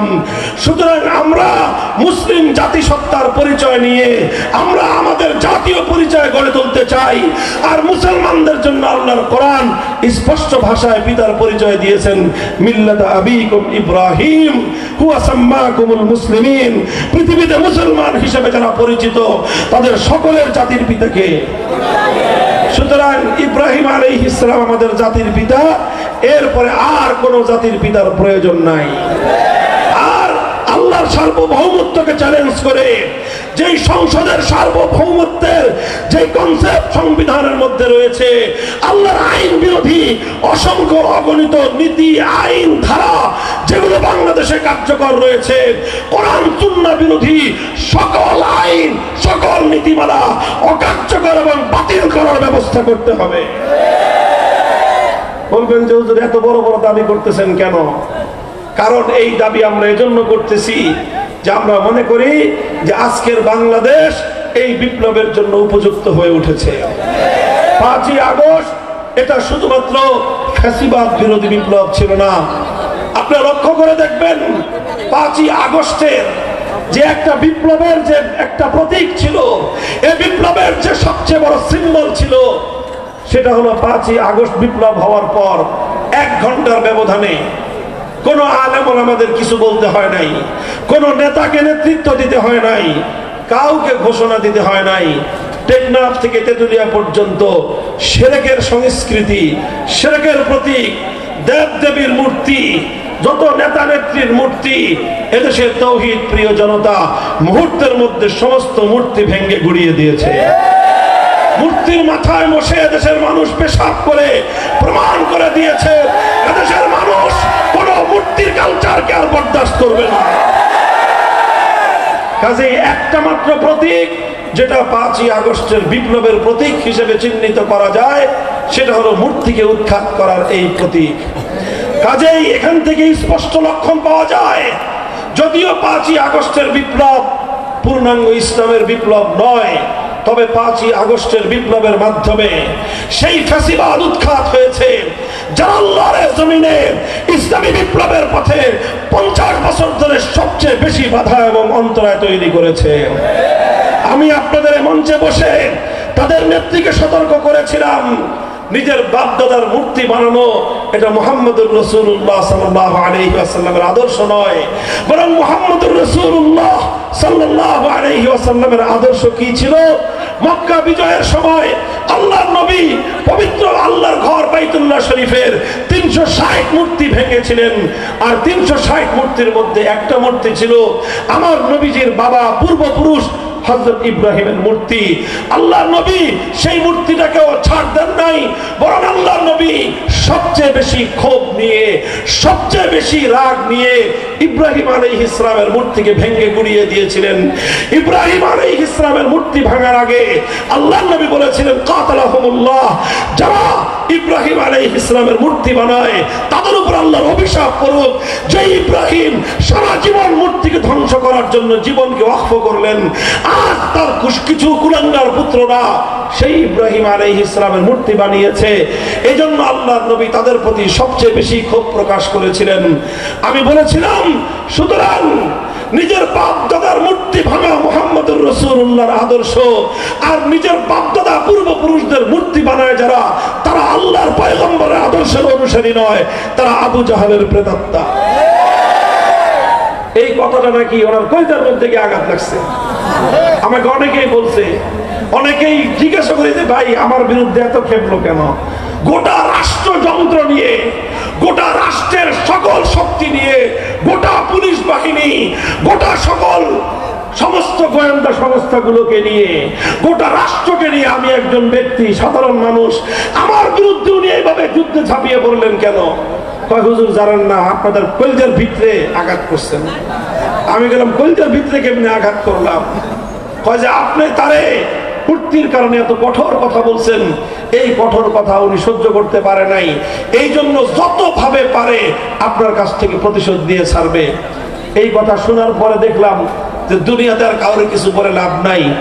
বললাম আলাল্লাহি তাওয়াক্কালনা, আল্লাহ তোমার উপর ভরসা করলাম, দেখি তোমার উপর ছেড়ে দিলাম সবকিছু, যা আছে কপালে তুমি কোন পর্যন্ত নিয়ে যাও দেখি। আলহামদুলিল্লাহ 3 বছর পরে এসে আল্লাহর শুকরিয়া আদায় করে বলি, আল্লাহ পাক রব্বুল আলামিন তার পথের একজন সামান্য পথিককে আল্লাহ সাহায্যকারী হিসেবে আল্লাহ সাহায্য না করে একা ছেড়ে দেন না, আল্লাহ ছেড়ে দেন নাই। আমরা সেদিন একটা মূর্তির বিরুদ্ধাচরণ করেছিলাম, বলেছিলাম বাংলাদেশের জনগণের সম্পদ দিয়ে সবচেয়ে বড় মেগা প্রজেক্ট পদ্মা সেতু প্রজেক্টের কপালের উপর বিশাল দেবতা বানানো বাংলার তাওহীদি জনতা ভালো চোখে দেখে না। মূর্তিটা বসাইতে পারেন নাই, তিনি মূর্তিটা বসাইতে পারেন নাই। এই রাগ আর ক্ষোভ সব গিয়ে পড়ছে মামুনুল হকের উপরে। 3টা বছর মানসিক এমন কোন নির্যাতন নাই যেটা আমার উপরে চালানো হয় নাই। আলহামদুলিল্লাহ দিলটা ঠান্ডা হয়ে গেছে 5ই আগস্টের দুপুরে বেলায়।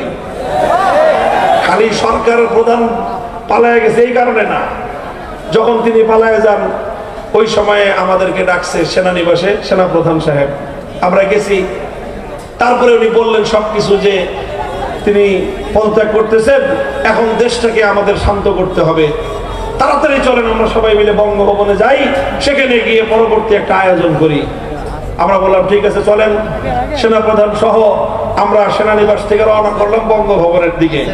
সেনানিবাস থেকে জাহাঙ্গীর গেট দিয়ে বের হয়ে আসলাম। আপনারা যারা ঢাকার শহর ছিলেন, জাহাঙ্গীর গেট থেকে বিজয় সরণি সর্বোচ্চ 1 কিলোমিটার হবে, মধ্যখানে প্রধানমন্ত্রীর কার্যালয়। এই 1 কিলোমিটার জাহাঙ্গীর গেট থেকে আমরা এই বিজয় সরণি আসা পর্যন্ত, বিজয় সরণির মাথায় বাংলাদেশের মনে হয় 5 তলার সমান একটা বিশাল দেবতার মূর্তি, গোল্ডেন কালার, বিশাল মূর্তি। আমরা জাহাঙ্গীর গেট থেকে বিজয় সরণি পর্যন্ত আসার আগেই দেখি কেউ হাতুড়ি নিয়ে, কেউ শাবাল নিয়ে, কেউ দাও নিয়ে, কেউ খোন্দা নিয়ে, আর কেউ রশি নিয়ে এই মূর্তির গলার উপর মাথার উপর গিয়ে উঠছে। এই গলার মধ্যে রশি পেঁচাইছে, আবার কেউ ওই রশির মধ্যে জুতাও বাঁধছে, আর যার যা আছে পিটাইতেছে, ঠ্যাং ভাঙ্গে, কান ভাঙ্গে, নাক ভাঙ্গে। এত বড় মূর্তি, এটা তো সহজে ভাঙ্গা সম্ভব না। পরে দেখি যে এই চিকন রশি না, একটু পরে দেখি এত মোটা জাহাজ বান্দার রশি নিয়েছে প্রত্যেকে। আশ্চর্য হয়ে গেলাম যে বাঙালি কোত্থেকে আনে এগুলা, এত বিশাল রশি এনে এই গলায় পেঁচাইছে, আর এইভাবে মারো ধরে হেক্কা টান করে টানতেছে। কিন্তু এত মজবুত, বুঝেন না, 5 তলা বিল্ডিং এর সমান, এটা তার সহজে নড়ে না। তারপরে ঠ্যাং ভাঙছে কোপায়ের ঠ্যাং ভাঙছে, কিন্তু তাও পরে না, কারণ এত মোটা রড। পরে কোত্থেকে হ্যাকসো প্লেট এনে এই রড কাটছে। এই কাটতে কাটতে সন্ধ্যা হয়ে গেছে। তারপরে সন্ধ্যায় এসে হাজার হাজার উৎফুল্ল তাওহীদি জনতা এটা ঠ্যাঙের এই রড গুলি কাটছে, রড কেটে তারপরে গলার মধ্যে এই জাহাজ বান্দার রশি দিয়ে হেঁচকা টান দিছে। এই 5 তলার উপরে 50 ফিট উঁচা এই দেবতা মাটির মধ্যে ভূপাতিত হয়েছে। আমাদের তো কিছু বলতে হয় নাই, এই মূর্তির জন্যই তো আমাদের সাথে এত অন্যায় এবং অবিচার করেছিলেন। এই মূর্তির কারণেই তো আমাদের কোনো ভালো কথা আপনার কানে দিয়ে যায় নাই। আমরা বলেছিলাম যে একটা মানুষ মারা গেছে, তার মূর্তি বানায় কবরে তাকে লাঞ্ছিত করেন না, আর জাতির কাছে তাকে বিতর্কিত করেন না। তার যা মান সম্মান প্রাপ্য তিনি দুনিয়ার মানুষের কাছ থেকে পেয়েছেন, আমলের হিসাব আল্লাহর কাছ থেকে পাবেন। আপনারা মাঝখান দিয়ে খামাখা এই লোকটাকে জাতির সামনে বিতর্কিত করবার, অপমানিত করবার এই উদ্যোগ নিয়েন না। আমাদের কথাগুলো ভালো লাগে নাই, তিনি করলেন। বাংলাদেশের প্রত্যেকটা জেলায় জেলায়, থানায় থানায়, উপজেলায় উপজেলায় মূর্তি দিয়ে, এই দেশটা ছিল মসজিদের দেশ, এই দেশটাকে তিনি মূর্তির দেশে পরিণত করেছিলেন। এদেশের মানুষ কতটা ক্ষোভ ছিল মূর্তির বিরুদ্ধে আপনারা জানেন। সুপ্রিম কোর্টে একটা মূর্তি বসাইছিল, মনে আছে? থেমিসের মূর্তি, এটা প্রথম বসাইছিল সুপ্রিম কোর্টের সামনে বাইরের দিকে। আমাদের ওলামায়ে কেরামের আন্দোলনে পরে বাইরের দিক থেকে এটাকে সংরক্ষিত সুপ্রিম কোর্টের চতুর্দিক দিয়ে ঘেরাও করা বিল্ডিং গুলোর মধ্যখানে একেবারে কলজার উপর এই থেমিসের মূর্তি বসাইছিল। 5ই আগস্টের পরে এক কাজে আমি সুপ্রিম কোর্টে গেছি, হাইকোর্টে। আমার কৌতূহল যে থেমিস কই, যে কই থেমিস ফেমিস, ওর যে বেদি ছিল সেই বেদি সহ বাঙালিরা সব খাওয়া করে দিয়েছে। ওই থেমিস মূর্তির আর কোনো নাক নিশানা কোনো কিছুই খুঁজে পাওয়া যায় নাই, কই গেছে এটা আল্লাহই জানে। আলহামদুলিল্লাহ, এটা প্রমাণ করে বাংলার মানুষের হৃদয়ে আজও শাহজালালের চেতনা বিদ্যমান। যখনই এদেশে কোন গৌর গোবিন্দের আবির্ভাব হবে, শাহজালালের সন্তানরা আল্লাহু আকবার বলে আবার ঝাঁপিয়ে পড়বে।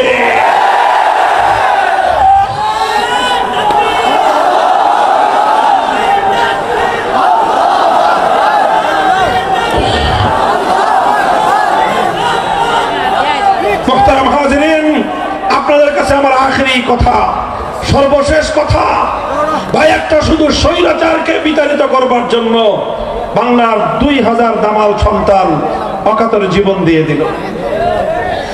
মৃত্যুকে দেখে সামনে মরণ, নিশ্চিত মরণ জেনেও এদেশের মুক্তি পাগল জনতা কিভাবে আগায় গিয়েছে আপনারা দেখেন নাই? একটা ছবি, একটা কথা সামাজিক যোগাযোগ মাধ্যমে ব্যাপক প্রচার পায় নাই? স্বরাষ্ট্রমন্ত্রীকে একজন পুলিশ কর্মকর্তা বলতেছে, স্যার গুলি করি মরে একটা, বাকিটি যায় না, বলে নাই? অর্থাৎ একজন মরে, একজন সাথীর সাক্ষাৎ শহীদী মৃত্যু দেখে একজনকে গুলির মুখে মাটিতে পাখির মতো পড়ে যেতে দেখে তার সাথীরা পিছপা হয় না, বরং আরো শতগুণ শক্তি দিয়ে স্বৈরাচারের বিরুদ্ধে বাংলার দামাল ছেলেরা যুদ্ধের জন্য এগিয়ে আসে। আরে এটা তো একটা স্বৈরাচারের বিরুদ্ধে এদেশের মানুষের এই প্রেরণা। আল্লাহর কসম খেয়ে বলি, হে ওলামায়ে কেরাম, আলেম সমাজ, আমরা শুধু মাদ্রাসার ছাত্রদের কথা জানি। আজ বাংলাদেশের প্রতিটি শিক্ষাঙ্গন, পাবলিক এবং প্রাইভেট বোথ ইউনিভার্সিটিজ, উভয় ধরনের ইউনিভার্সিটিগুলোতে লক্ষ লক্ষ ছাত্ররা আজ প্রস্তুত হয়েছে। তারা ঈমান এবং শিরকের পার্থক্য করতে চায়, তারা হক এবং বাতিলের মধ্যখানে পার্থক্যের রেখা টানতে চায়, তারা তাগুতকে অস্বীকার করে এক আল্লাহর তাওহীদকে প্রতিষ্ঠা করতে চায়। শুধু মাদ্রাসার ছাত্ররা না, পারবে না। তোমরা মাদ্রাসাগুলোকে জঙ্গি প্রজনন কেন্দ্র বলে মাদ্রাসাকে দমন করতে চেয়েছো। প্রতিটি বিশ্ববিদ্যালয়ের চত্বর থেকে আল্লাহর দ্বীনের সৈনিক তৈরি হচ্ছে। এই ধারা ইনশাআল্লাহ আল্লাহ চাহে তো এটা চূড়ান্ত পর্যায়ে পৌঁছবে। ইউরিদুনা লিইউতফিউ নূরাল্লাহি বিআফওয়াহিহিম ওয়াল্লাহু মুতিম্মু নূরিহি ওয়ালাউ কারিহাল কাফিরুন। ওরা অনেক পাগলের মতো চেষ্টা করবে বিশ্ববিদ্যালয়গুলোকে, কলেজ আর ইউনিভার্সিটিগুলোর ছাত্রদের এই ঈমানের দিকে, তাওহীদের দিকে, একত্ববাদের দিকে অপ্রতিরোধ্য এই যাত্রাকে রুখে দেওয়ার সব ধরনের চেষ্টা হবে। কিন্তু ইনশাআল্লাহ যে জাতি একবার হকের সন্ধান পেয়ে যায়, এরা হলো পঙ্গপালের মতো ছুটতে থাকে। পঙ্গপাল যেরকম যখন মোমের আগুন দেখে, তখন পৃথিবীর কোনো বাধা এই ছোট্ট পঙ্গপালগুলোকে মোমের আগুনে ছাপিয়ে পড়া থেকে রোধ করতে পারে না।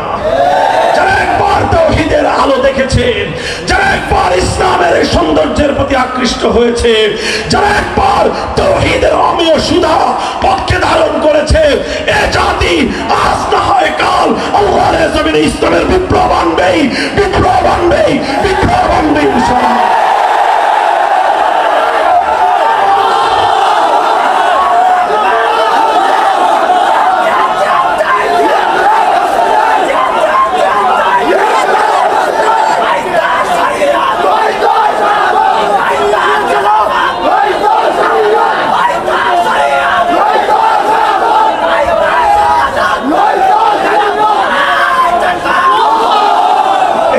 কথা শুনেন, 5ই আগস্টে যেভাবে এক আবু সাঈদ এই বিপ্লবের জন্য বুক পেতে জালিমের বুলেটকে বুকের মধ্যে বরণ করে নিয়েছে, এই বুলেট আবু সাঈদের প্রাণ কেড়ে নিয়েছে, কিন্তু তাকে মারতে পারে নাই। আবু সাঈদ বাংলার মাটিতে অমর হয়ে থেকেছে। আমরা আবু সাঈদের কবরের কাছে হেফাজতে ইসলামের পক্ষ থেকে তাওহীদের চেতনার মশাল জ্বালতে শুরু করেছি।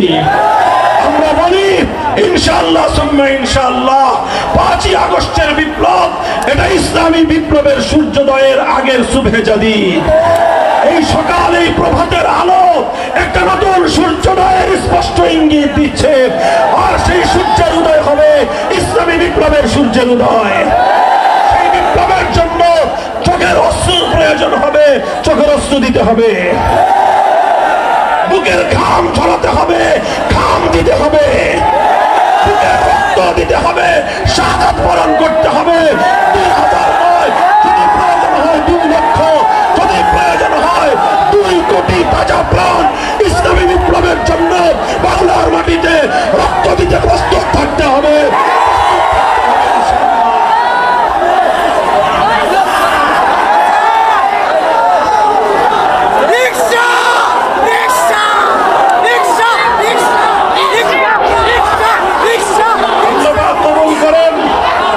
শুনেন, প্রস্তুতি গ্রহণ শুরু করেন, প্রস্তুতি গ্রহণ শুরু করেন। আমরা এদেশে গণবিপ্লবের মাধ্যমে, জনতার বিপ্লবের মাধ্যমে রাষ্ট্র ক্ষমতা ইসলামকে কায়েম করবো ইনশাআল্লাহ। কোন আপোষকামিতার মাধ্যমে নয়, আপোষকামিতার চূড়াই পথে নয়, কোন কুফরি মতবাদের কাছে মাথা নত করে নয়। বিপ্লবের মাধ্যমে রক্তের স্রোত বেয়ে ইসলাম রাষ্ট্র ক্ষমতায় অধিষ্ঠিত হবে ইনশাআল্লাহ।